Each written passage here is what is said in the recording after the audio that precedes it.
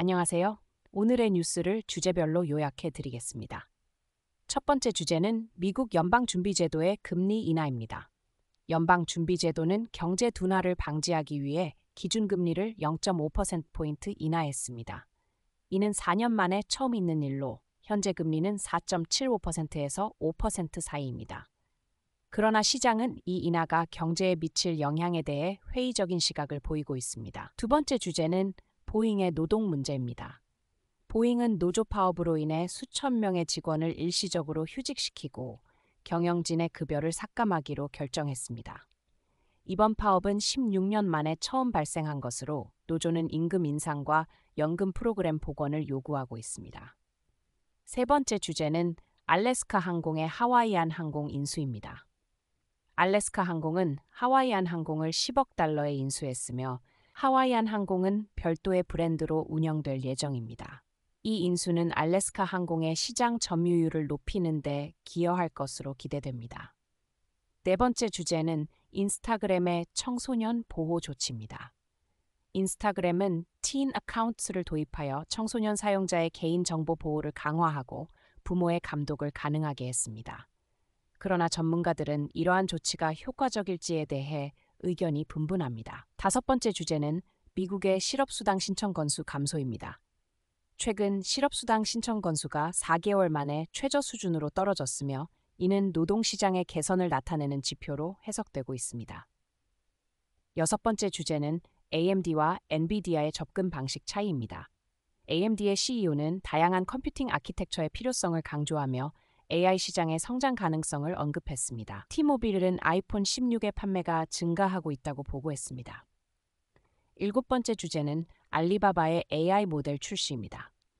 알리바바는 100개 이상의 AI 모델을 출시하며 텍스트 투 비디오 생성 기능을 포함한 새로운 도구를 선보였습니다. 여덟 번째 주제는 아마존의 직원 복지 향상입니다. 아마존은 창고 및 운송 직원의 시급을 인상하고 무료 프라임 멤버십을 제공하기로 했습니다. 아홉 번째 주제는 일론 머스크의 허위 정보 확산입니다. 머스크는 트럼프 집회에서의 폭탄 위협과 관련된 허위 정보를 퍼뜨리고 있으며 이는 선거 정보의 신뢰성에 우려를 낳고 있습니다. 열 번째 주제는 올리브 가든과 우버의 배달 서비스 파트너십입니다. 올리브 가든은 우버와 독점적인 배달 파트너십을 맺고 향후 배달 서비스를 확대할 계획입니다. 11번째 주제는 마이클 조던의 대저택 매각 소식입니다. 조던의 시카고 교회 대저택이 구매자를 찾았으며 NFL 스타 저스틴 필즈는 리복과 협력하여 신발 컬렉션을 출시했습니다. 12번째 주제는 영국 중앙은행의 금리 유지입니다. 영란은행은 금리를 5%로 유지하기로 결정했으며 유엔은 개발도상국을 위한 글로벌 AI 기금 설립을 제안했습니다.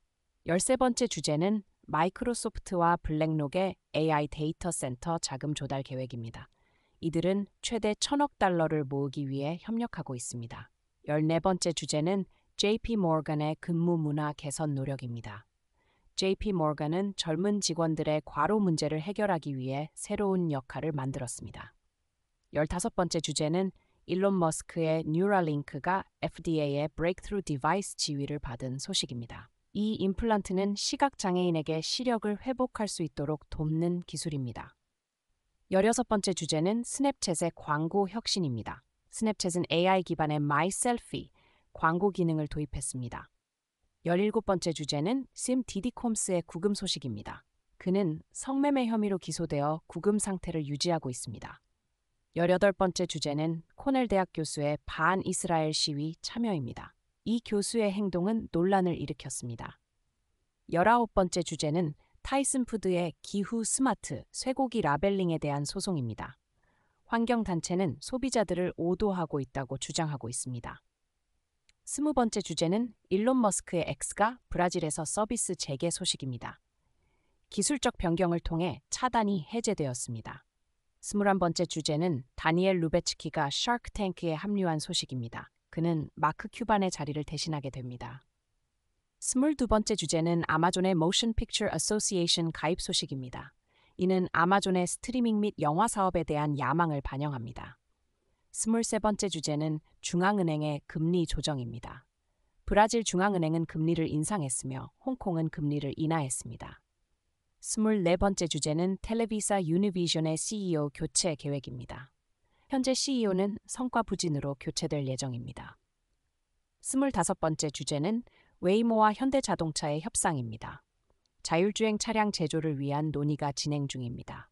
26번째 주제는 미국의 휴일 판매 증가 예상입니다. 아마존은 직원의 시급을 인상할 계획입니다. 27번째 주제는 팀스터즈 노조의 대통령 후보 지지 중단입니다. 이는 노동자의 이익을 우선시하는 약속이 부족하다는 이유입니다. 28번째 주제는 북미 공항 만족도 조사입니다. 미니애폴리스 세인트폴 국제공항이 1위를 차지했습니다. 29번째 주제는 전기차 충기 설치에 대한 세금 공제 제한입니다. 이는 전기차 사용 확대에 기여할 것으로 기대됩니다. 30번째 주제는 푸에르토리코 전력망 개선 프로젝트입니다. 연방관리위원회가 개입하여 프로젝트를 가속화하기로 결정했습니다. 31번째 주제는 유럽연합의 애플에 대한 압박입니다. 애플에게 운영체제를 경쟁기술에 개방하도록 요구하고 있습니다. 32번째 주제는 러시아의 우크라이나 암살 시도 주장입니다. 이는 근거 없는 주장으로 우크라이나 정부는 이를 부인했습니다.